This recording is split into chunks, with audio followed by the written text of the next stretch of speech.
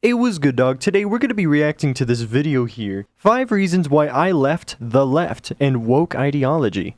This is a video by Amir Odom, who is known as a former liberal who shares his opinions on politics, culture, self-development, and more. So I got this video in my recommended last night, and so I watched it this morning and I thought it was very interesting, and so we're going to be reacting to it today, and I'm going to make a video out of it, and I want to give my commentary. So let's get started. For so long, I wandered around aimlessly lost, not really knowing why I believed the things I was believing at the time. Hell, for so long, I believed that my life was at risk merely just because I was black and gay, and that couldn't be further from the truth. Something that's always bothered me about being black and gay, that I was always told how to think, that because I'm black, I have to be a Democrat and I have to stand with Black Lives Matter. Because I'm gay, I have to stand with and co-sign everything the LGBTQ community does and claims to be. I've had enough, and like you, I don't like being told how to think. I don't like being told what to do, and I don't like being told how to feel. You see, separate from this man in particular, this is something I've been noticing a lot recently. A lot of people are disassociating themselves from the left. They're becoming independent. Whether or not they're leaning more conservative or they're leaning further than left, the Democratic Party has fallen. But most importantly, the West has fallen, and more people are starting to realize it. Become chud-pilled today and you will wake up from the Matrix. You will be rewarded a trad goth wife GF. And you shall repopulate the nation to make it the most based it has ever been. Black Lives Matter. I used to be in the streets marching with BLM until I realized that they only care about black lives when it's at the hands of a white man. I used to believe that I would get shot and killed by the police just for being black until I realized that more people get struck by lightning than black unarmed men get shot by the police. I also used to believe that America was the most horrible and racist country to be in until I traveled abroad to other countries and realized and understood why so many people try to immigrate here in the first place. You see, that's something I used to believe as well. Now, this is a little bit of foreshadowing to something I want to explain at the end of the video here, but I was also led to believe that America was the most racist country in history. But little did I know the amount of prejudice there is in literally every other continent in the world. So guys, tell me in the comments below which continent is the most racist, and bonus points, which country, specifically in the entire world, is the #1 most racist. Tell me in the comments below right now, and I will pin it if I think it's the best answer. Alright, let's continue. And then while I was sitting there, I'm like, why are they going towards the interstate and marching and blocking traffic? What does this have to do with anyone that's merely just going about their day? What does this have to do with anybody or an ambulance that's behind that can't get to the hospital now because you sit here blocking traffic because you think you're oppressed for being a black man in America? Child. Okay. You see, this is why protesting nowadays, like modern protesting, is super duper cringe. Black Fart Matter and climate change activists are like the best examples right now. Protesting used to be cool, okay? You used to have women's suffrage and the peaceful protests during the civil rights movement. And now we just got a bunch of monkeys running around, like burning down shops and like saying that we need to stop using gas-powered cars. Like, oh my goodness. Can we please protest stuff that actually matters and is actually productive and stuff that's actually gonna have change in the world? It wasn't the KKK out here burning down and looting black-owned businesses. It was black people. It wasn't the KKK that killed 91% of black people that year. It was other black people. In conclusion, black people are the true menaces. His words, not mine. Black people have to take a step back and stop playing the victim for these situations and take accountability for how we act and how our culture promotes certain things. We can't change what happened to us, but we can always change going forward. And that's what I'm focused on. I'm focused on being the change going forward, taking what we have and building on that. But we can't do that when all we're doing is just focusing on the past and just thinking that we can't get certain things because the white man's above us, the white man's oppressing people in America. No, we're past that and we're beyond that. We can be and do anything we want to be as a black person in America. And I don't hear Democrats promoting that message. You see, that's another stupid thing that happens all over the world at this point, like not even just in the US. People get mad about stuff that happened in the past that had nothing to do with them or their parents or their grandparents, and they're just like, oh, you're a bad person because your ancestors did this to my ancestors.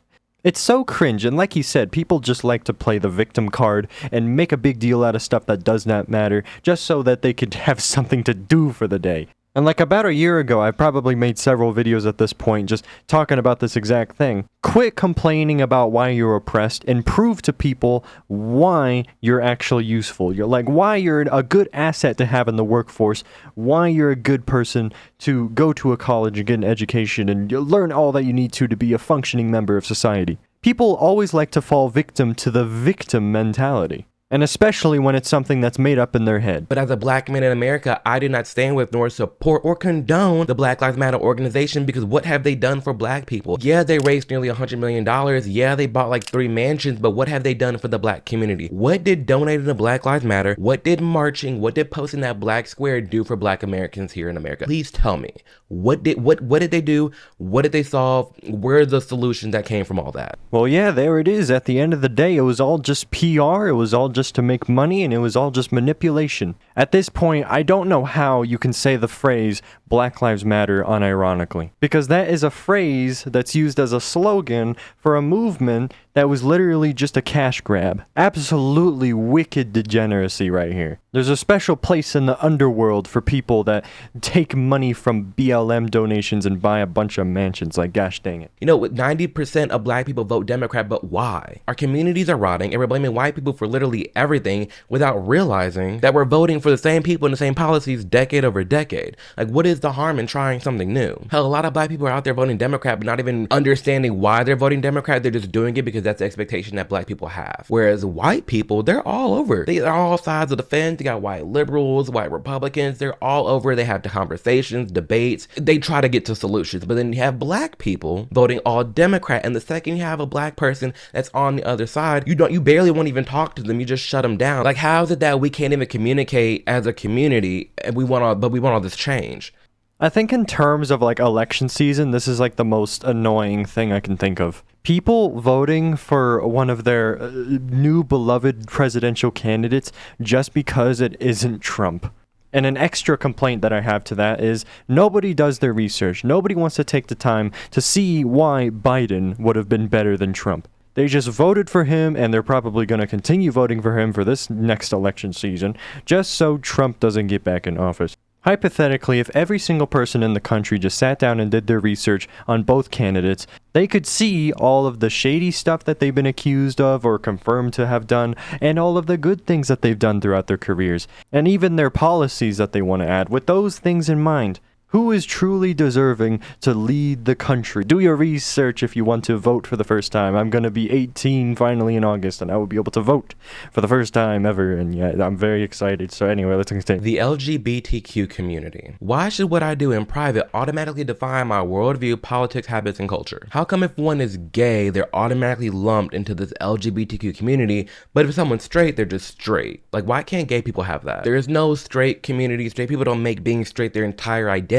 But for some reason for gays, that is their entire identity. And then it's like me saying that automatically makes me some type of homophobic person, even though I'm gay. Like, it doesn't make sense. It doesn't add up, y'all. The LGBTQ community and Democrats and liberals have just gone extremely too far left for me. You'll find drag queens reading to little kids. They're pushing the transitioning on the little kids. They're promoting and pushing, you know, these pride parades that are that's full of nothing but degeneracy onto these children. It's just nothing there, and it's too much for me. And it's crazy because it's the LGBTQ community and the Democrats that swear up and down that they're the party of diversity and inclusion and acceptance, but no, they're only for equality if your thoughts are equal to theirs. That's it. Other than that, you're kicked out. You don't think it's okay for men and women to share the same locker room? You're transphobic now. You don't think it's okay for men and women to compete in sports together? You're transphobic now. You don't think it's okay for 12-year-old girls to optionally choose to have a double mastectomy?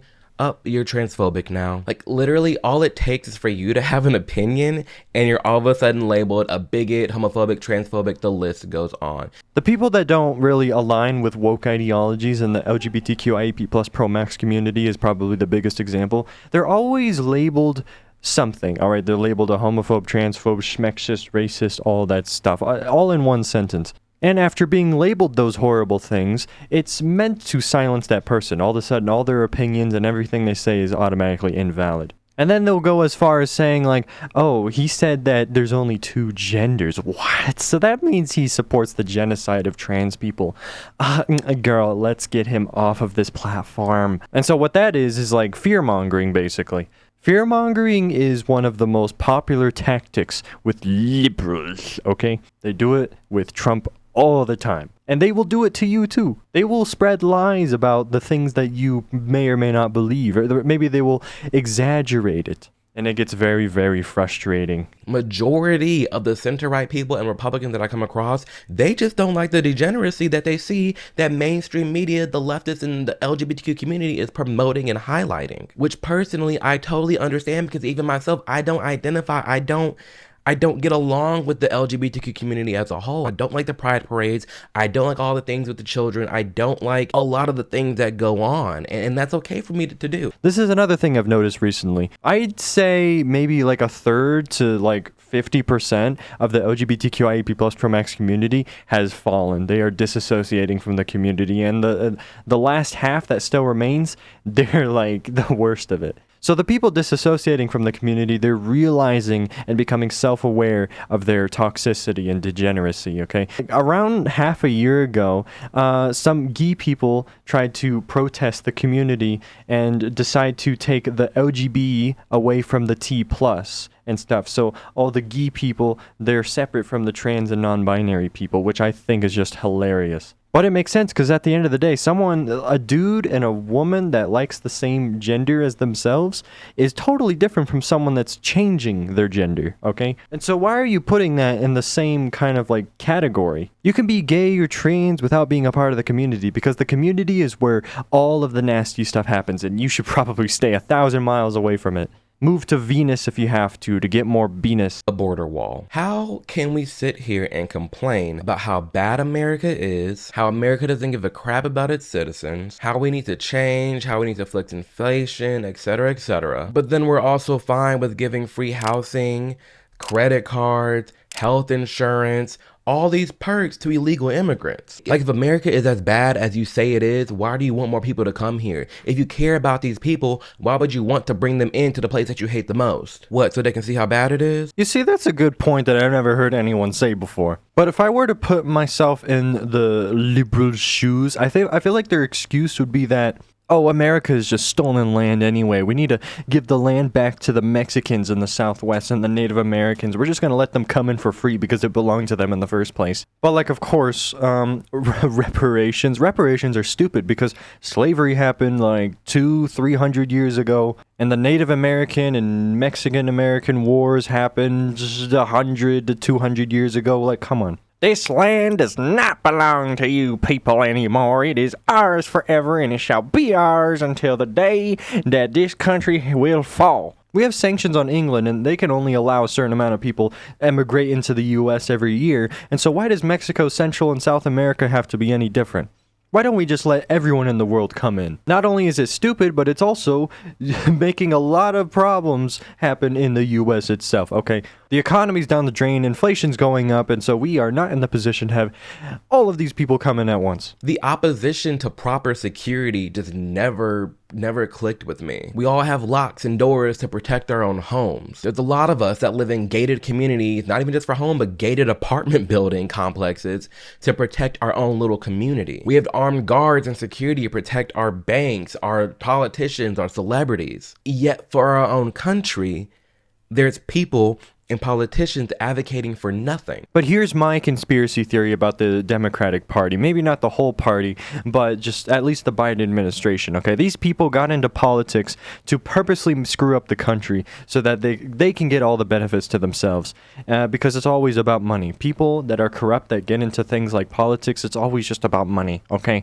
They want to get a free pass through life. They want life to be a walk in the park all the time. And so why not become a corrupt politician and corrupt the whole country and have all the money just go to you? So yeah, they know they're ushering in a bunch of cartel members through the border. They don't care if people die or overdose on fentanyl or become homeless Because if you can purposely screw up the country, then you can also purposely make it better once more. Because then when you're responsible for screwing it up and then fixing it, people will be like, oh yeah, you fixed it.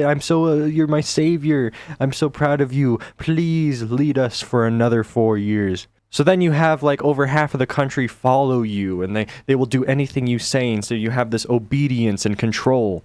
Because you fixed a problem that you literally caused. So when you have all these people that will do whatever you say, suddenly you can probably get away with rewriting the rule books, and you can change whatever you want, and so then America suddenly isn't America. But of course, that's just my conspiracy theory, an untested domestic policy theory. Woke ideology. I'm so tired of this fake diversity that the left media and Democrats are pushing onto everybody. It's played out, it's old, it's dusted. I'm tired of it. We need black representation, we need gay representation, we need women representation. We're sick of it. Just give me quality. All I want is quality. I want a quality business.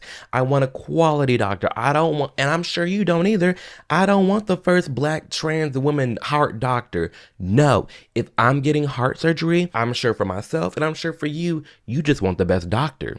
Forget who it is. You want the best, supreme top heart surgeon. That's what we should be caring about. The merit, the quality of the people and who they are. Yeah, this is where affirmative action and DEI comes in. Diversity, equity, and inclusion. Because this is not what we agreed upon in the civil rights movement. We wanted everyone to be treated as equal no matter who they were. Instead of being discriminated against for the things that you can't change, you should be discriminated against for the things that you chose to do or have. You're not just going to go up to a black trans person and be like, hey, do you want to be a doctor? Do you want to have a degree, a PhD? And they're like, oh, sure. And then all of a sudden you have the worst doctor in history. Because what you really want to do is go up to someone and be like, hey, you have a PhD. You actually got an education. Do you want to be a doctor? And they're like, oh, heck yeah. And then now you have the best doctor in history. Stop including people for the things that they were born with. Include people for the things that they have done already, okay? Because when it gets to the point where you change Ariel from the Little Mermaid skin color for the live action movie, that's just getting petty. Like, come on. Radical behavior. Again, it's like you're so proud to be the party of diversity and inclusion and acceptance, the liberals and the Democrats, but the second you have someone who thinks for themselves, you're exiling them and you're calling them bigots, you're calling them radical, you're kicking them out, you're being rude, you're trying to cancel them, you're trying to ruin their job, you're trying to dox them. Like, what happened to having fruitful conversations? This is another thing I've been noticing lately. A lot of people are becoming more open-minded. They're able to consider new ideas that they would have never considered before. Instead of shutting people out and censoring them because they have a different opinion in you, you could listen to what they have to say, consider their thoughts, and then determine your opinion afterwards. It's just like the saying goes, don't knock it until you try it. If someone tells you to watch all of the Monster High movies, go ahead and watch some of them, and if you are absolutely wanting to shoot your brains out after the first few, then stop. You've made your conclusion, the Monster High movies are not good. Have I seen any of them? No, this is just something that happened between one of my friends and their friends recently, and so that's like the first example that I thought of, so I mentioned it, but you get what I'm saying. Whoever is watching this video, you do know you can think for yourself and you're allowed to. Do not allow yourself to be led by mainstream media, any politician, influencer, whatever it may be.